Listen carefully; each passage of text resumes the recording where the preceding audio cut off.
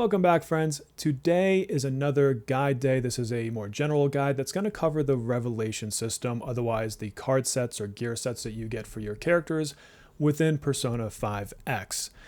This is not meant to go through every single character and what is their best card set. For that, you're going to want to either use the Persona 5X Worldwide Discord, in which case they have a lot of resources, or check out guides from myself and other content creators, where we'll give you our recommendations on what sets go with what particular characters, or, if they have multiple options, what we think about each of these different options. So refer to those, if you will. And then with that, as we go into this, I have to tell you, I'm going to have to take my face away for this video so you can actually see what's going on. I apologize for that, but as a special surprise, I'm going to play a game with you. And I think I'm going to hide my beard in different places throughout the video.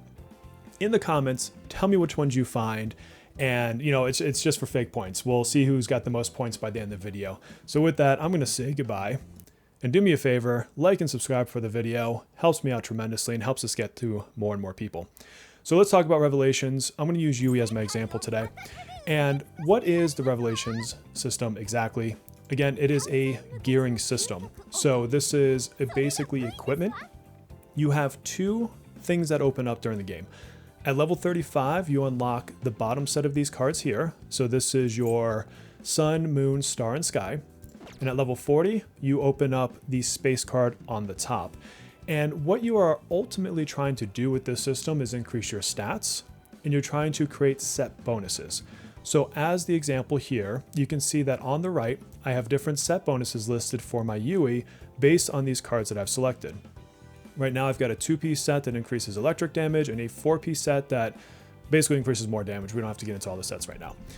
On the top, by adding a space card, and by having a space card that also works with this set, because not every space card is for every set, I get a third additional element here. And this one is to increase critical damage of Resonance or her follow-up by 50%. So my goal is to build the best set possible to get the best, potential bonuses and set effects over here, and eventually trying to get the best stats. We'll talk about that here in a bit. Now you can technically have two different sets down here for two different 2-pieces. I don't know a single character in the game where that's optimal, and you're going to be subtracting away this last bottom piece here. So I don't recommend it. You technically can. Maybe somebody out there can theory craft something cooler than I can and find some really broken, busted combo. But as far as I'm aware, your 4-piece plus your space card is your best optimal strategy overall. Now let's talk a little bit about the rarities. This is very simple. The rarities for these cards start at a gray or white. I don't have any because I use them for XP fodder, but then it progresses from blue to purple all the way up to gold. Oh, I do have a white one. And gold is your highest tier. Gold is going to be far more common towards the end game, whereas obviously your lower tiers, your blues, your whites are going to be more common when you first unlock this system. That is also the same for your space cards. They also have various rarities, as you can see as I scroll through the screen here, but gold is still your top tier, although I think they call it orange. I don't know. I'm probably colorblind. Who knows? So you do, over the course of time, want to progress your cards upwards into those tiers and ultimately grant yourself better stats. Now the good news is you can have a mix match on the bottom. So if I show you my Leo, for example, my Leo here has purple, blue, and yellow, and I still get my set effects. So you don't necessarily have to switch all of them to yellow at the same time or all to purple. If you've got a blue card that's working, you haven't found a good replacement, just leave it there. It's not a big deal until you get the right upgrades for you. So that kind of covers the rarity system, pretty straightforward, like I said. But let's talk about where do you get these cards? How do you find them? So the 4 on the bottom, so not your space card, not that top tier card, can be found a few places. So first of all, you're going to get them as drops and palaces from like treasure chests, things like that. And the same thing for mementos. You're going to get quite a few of the earlier tier rarities in these two methods, and it's probably the bulk of where you're going to get them earlier on. You do occasionally get them from things like rewards, from different missions, from different events. They kind of come in pretty often. You also sometimes get it to where you can get random ones as a reward drop. I don't know if I have any, let me check. But if I go to my bag, and this is a good place for you to look, you'll sometimes see stuff like this. So for example, on my space card, this is not the bottom 4, but I actually have one I haven't used yet. where I can get to select a revelation card. So that's, again, the space card.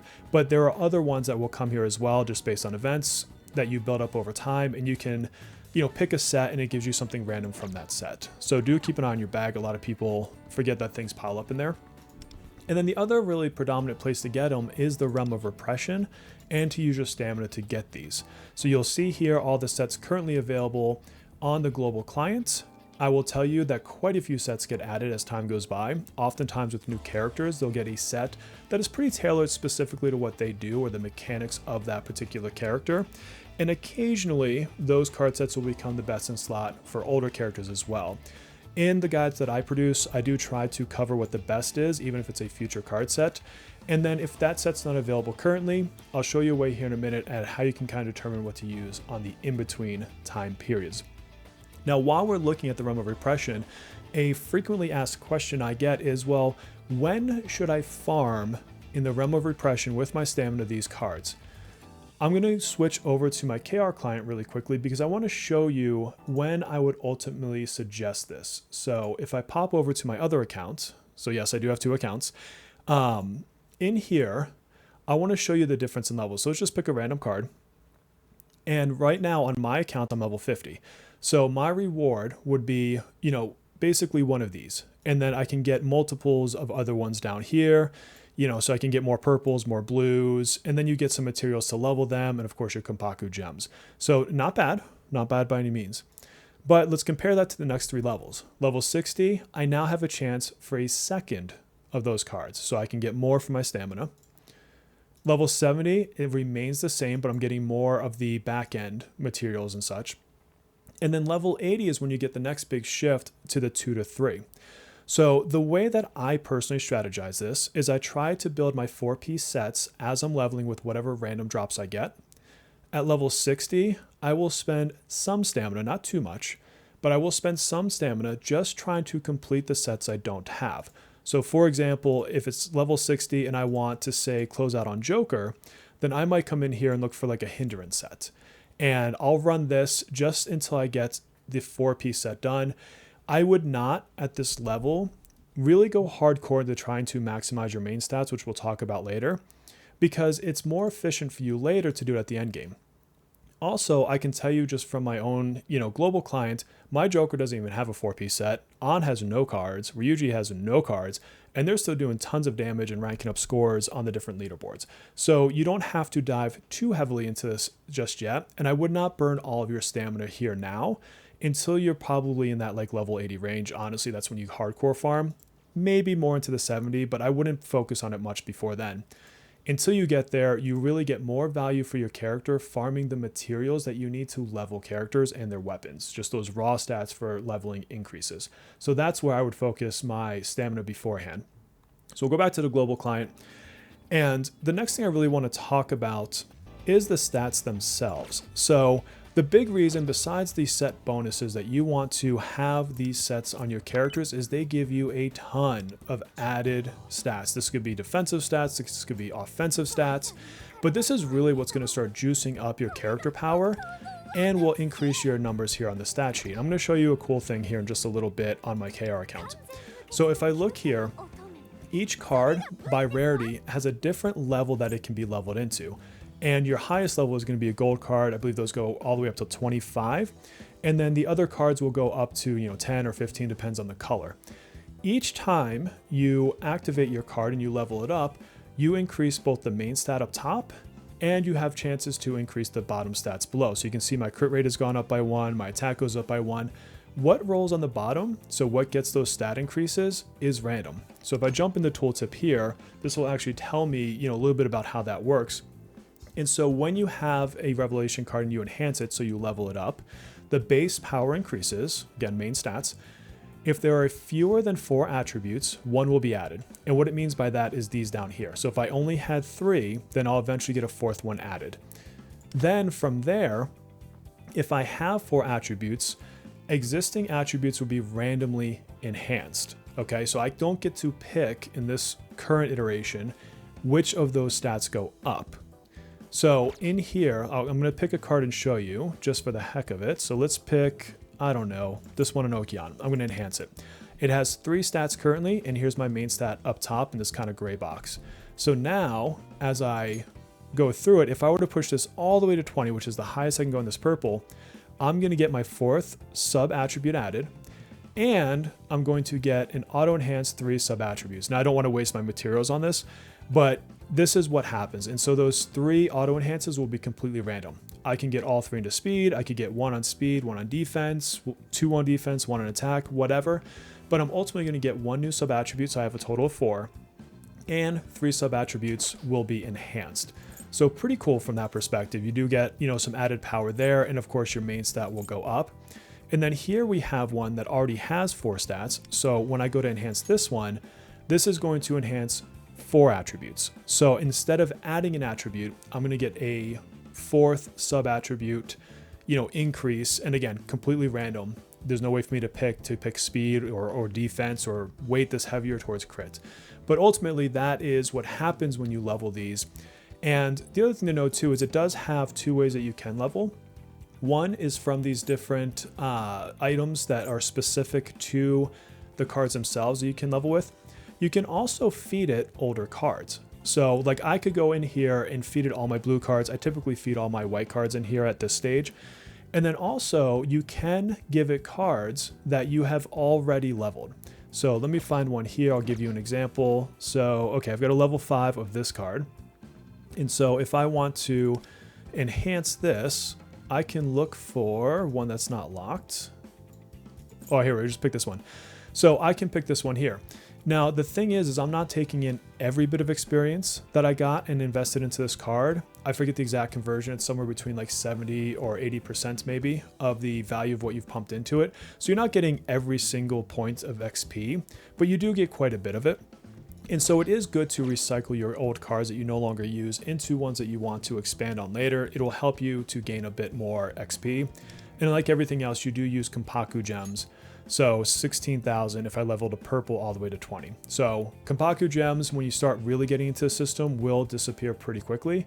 So don't go crazy. Really try to strategize which cards you want to level right away, because you don't want to put yourself in the case of running out of Kompaku gems.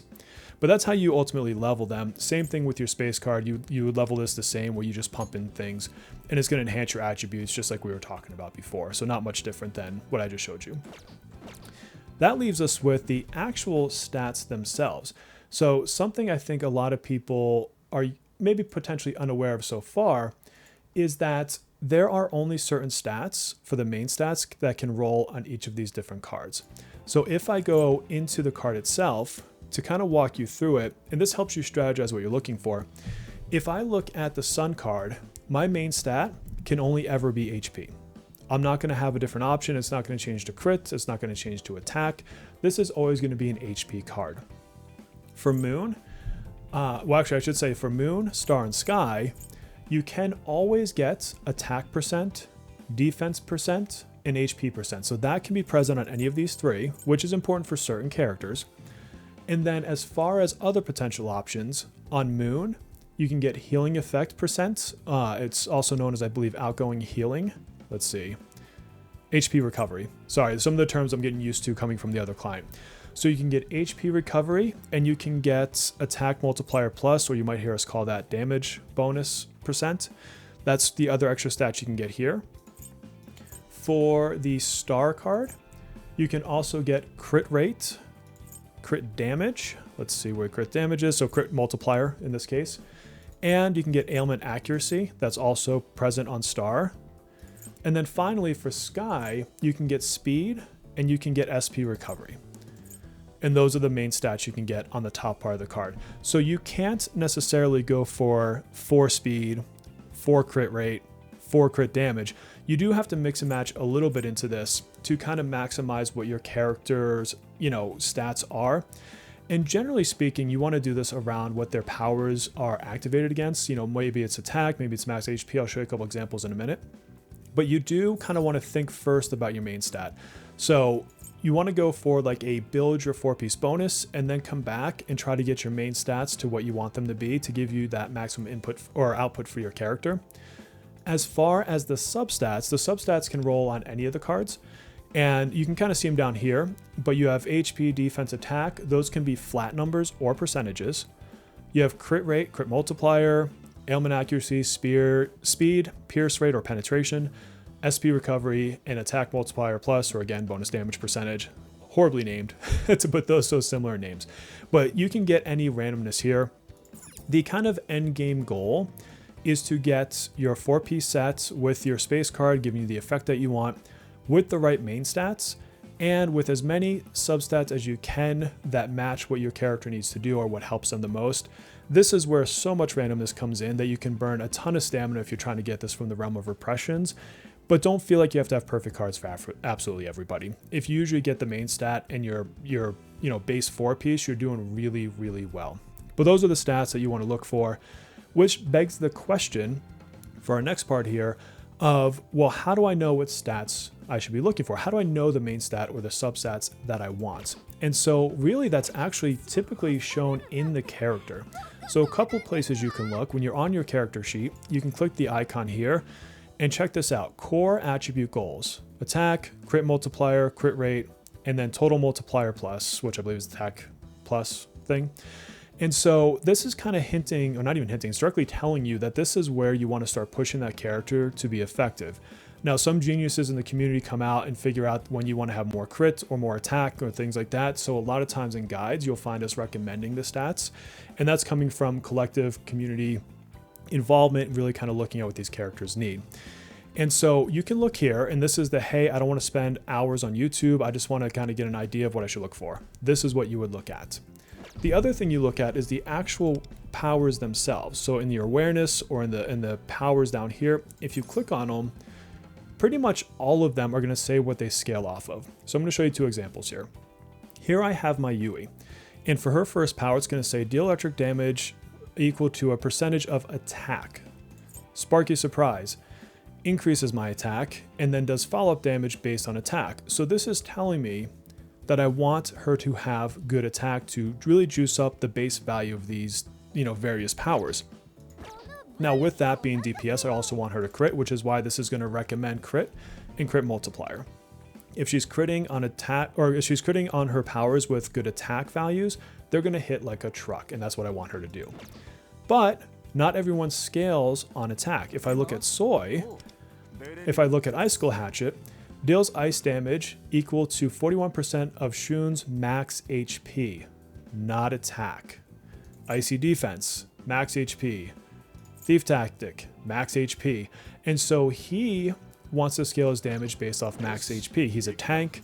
And then if I come over here, check this out. They don't even list the other things. They want you cranking HP and defense so he doesn't die. And so it's another great place to get a good understanding of what your character wants. In global, in the not too distant future, we'll get ourselves Fox, and Fox scales his damage off of defense. So take a look at your powers, take a look at what they say they scale off of, and then take a look at those character sheets, and that's going to give you most of the information you need. And then if you still have questions, feel free to check out basically any content creator's character guides. I'm sure we're all covering Revelations, and that'll give you the information that you need to feel good about the card sets that you are building. So how powerful can this get? This is what I want to show you on my other account. So again, I'm going to switch back to my KR account, and on this account, let's pull it up. I'm going to show you Haru. So I don't necessarily have everyone perfectly built, but this is going to be a great demonstration of just how powerful these cards can get.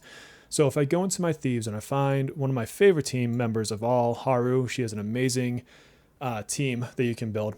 If I click here onto my stats, she's level 80, and this is being super slow. Hopefully it doesn't crash. There we go. Check out her stats. Okay, so she wants attack. She really wants effective hit rate. Matter of fact, I could probably push mine quite a bit higher, and crit damage. So this is what they're saying I should focus on for her. And if you look, just take a mental snapshot of these numbers over here. Okay, look at how juiced up these are. Particularly look at, crit damage 229, bonus damage 27, really kind of focus in on those. Now I'm going to go through and I'm going to remove her cards. So if I pop in here, oops, wrong button, get in there. I'm going to get rid of her card, and I'm going to get rid of all these other cards on her. This will only take a second. Boom, boom, boom. So these are all unequipped. She has no cards on. Now, look at her stats. Just how far down these numbers are. Significantly less than what you just saw a moment ago. And so these aren't small bumps. These aren't small numbers that you're cranking into your characters. These are, build defining in how much that they give to you by adding these cards directly to your character. So super valuable. Again, I would not overemphasize them right at level 35. I'd really start thinking about this kind of stuff more towards the end game. And that is when you really want to kind of push the boundaries on what your character can do with these cards. And then when you have some extra stamina, maybe throw some that way to try to get better cards. That, at least for now, is what you can do in global. While I'm on my KR account, I want to show you some of the things that you can do after, some updates come out. There's actually quite a few cool systems that'll come later. So let me put our cards back on. I'll cut over and I'm going to show you what those look like. All right, through the magic of editing, she is back. So later on, we will get updates to this system, and they're absolutely wonderful. So first one is you're going to have a item that allows you to re-roll these random stats here. So you see I have the 1, 2, and 2. I don't necessarily want to change your card right now. But if I were to click this button here, you're going to see these, I think they're called unknown or blank destinies or something like that. But whatever it ends up being called, if I were to use one of my 16, it's going to revert back to level 0. I'm going to get my materials back, and then I can try to re-level this back up. Now, it doesn't change my stats. Whatever you see here is still the same stats I'm going to have, but like maybe I was really pushing for attack and every roll went to defense. This would be a way for me to try to correct that. They're not super frequently given, so this isn't something you get like 40 a month of or anything like that. But you do get enough of a trickle in from different modes and different, I guess you could say vendors with in-game currencies that you get to reroll quite a few things. So not super common, but also not super rare. But this is a nice way to reroll stats. If you have a really good card and you just hit the wrong rolls, sometimes this is the thing to go for. So that's the first thing. Very, very neat.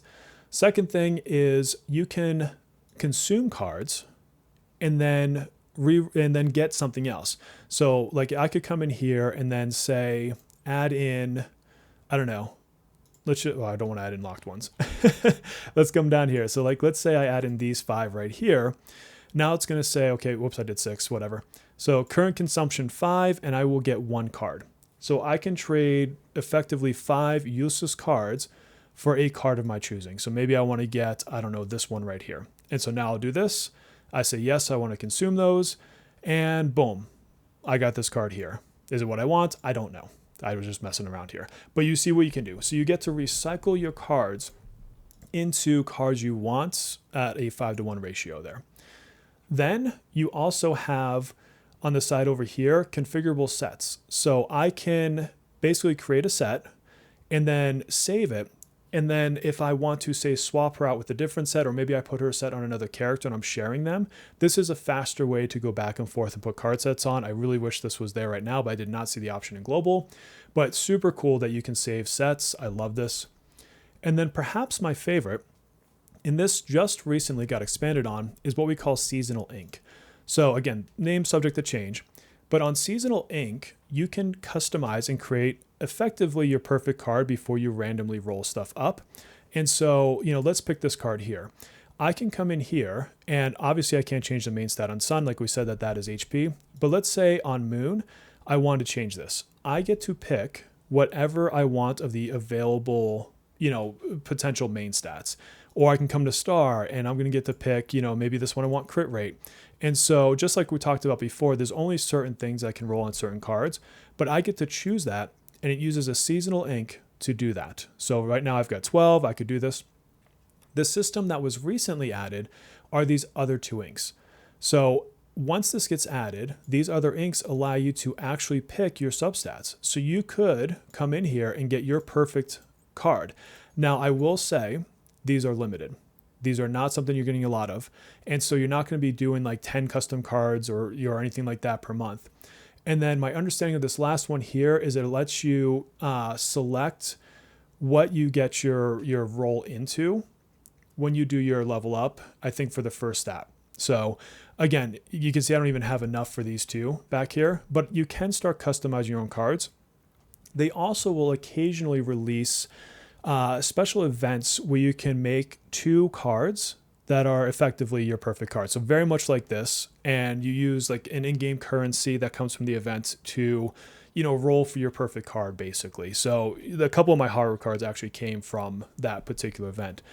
Now, as far as where you get these sorts of things later on, it's going to come from different rewards, different reward tracks. And I was looking earlier, and it looks like the special inks are actually tied to the paid battle pass. And so you're going to see them right here, and then a couple more over here. It does look like they're making that part of it a bit more pay to win. And then there's probably some that come from like just generic events, but it seems like you're more commonly going to get these from things like battle passes. I didn't go through the entire shop, but I would not be surprised if there's shop packs that also include, minor amounts of those. We could skim through here, but, to save you the time, obviously they're doing some amount of this is, pay to play or pay to get, if you want to call it that. And then again, some events I'm sure will have some of those. So it's things to look forward to. Even if you don't get all the things to do this special customization, you will still get places that you get the seasonal ink. And so you'll be able to customize your main stat, if nothing else. And that's incredibly helpful when that's that last thing that you need. You just haven't quite pulled it yet. But that's the entire system, I would say in a nutshell, but I'm sure that took a little bit longer to describe than my typical video. Let's put my face back on the camera here. And yeah, so if you have questions on the Revelation system, please feel free to put them in the comments below. And remember, tell me where you might have found my beard. I stuck it, a few different places throughout this entire video. I'm curious how many you find throughout your journey here. With that, my friends, a like and a sub as always would be super helpful on the video. And until our next stream or video, please take care of yourselves.